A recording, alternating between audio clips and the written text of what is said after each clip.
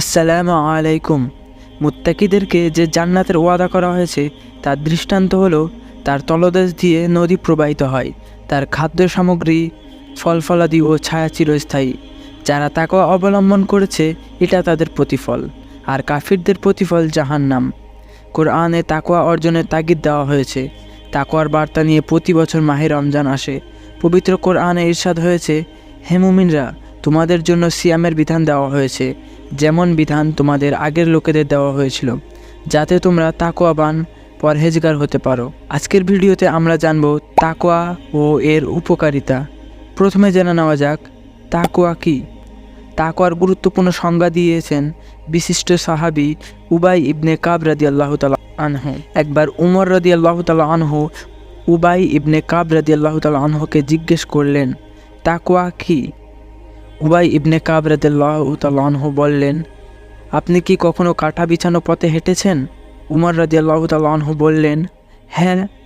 উবাই ইবনে কাব রাদিয়াল্লাহু তাআলা আনহু বললেন, কাঁটা বিছানো পথে আপনি কিভাবে হেঁটেছেন? উমর রাদিয়াল্লাহু তাআলা আনহু বললেন, খুব সাবধানে, কষ্ট সহ্য করে হেঁটেছি, যাতে আমার শরীরে কাঁটা বিঁধে না যায়।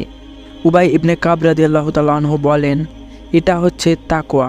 কাঁটাযুক্ত পথে কাঁটা থেকে বাঁচার জন্য মানুষ যেভাবে সতর্ক হয়ে চলে, ঠিক সেভাবে আল্লাহর শাস্তি থেকে বাঁচার জন্য আল্লাহ যা নিষিদ্ধ করেছেন সেগুলো থেকে বেঁচে থাকা এবং আল্লাহর কাছ থেকে পুরস্কার পাওয়ার জন্য আল্লাহ যা ভালোবাসেন সেই অনুযায়ী আমল করার নাম তাকওয়া।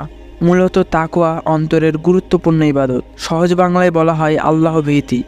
তাকওয়া হচ্ছে সব ভালো কাজের উৎস, পুণ্য কাজের জন্য পথের দিশারি। তাকওয়া হচ্ছে ভালো কাজের মাধ্যমে আল্লাহর আযাব থেকে বেঁচে থাকা। আগের ও পরের সব উম্মতকে তাকওয়া অর্জনের নির্দেশ দেওয়া হয়েছে। আল্লাহ বলেন, আর নিশ্চয় আমি নির্দেশ দিয়েছিলাম তোমাদের আগে যাদের কিতাব দেওয়া হয়েছিল তাদের এবং তোমাদেরও, যেন তোমরা তাকওয়া অবলম্বন করো। তাকওয়ার 3টি স্তর। নম্বর 1, অন্তর ও সব অঙ্গ গুনাহ ও হারাম কাজে থেকে বাঁচিয়ে রাখা। নম্বর 2, মাকরুহ বা ঘৃণিত কাজ থেকে নিজেকে বাঁচিয়ে রাখা।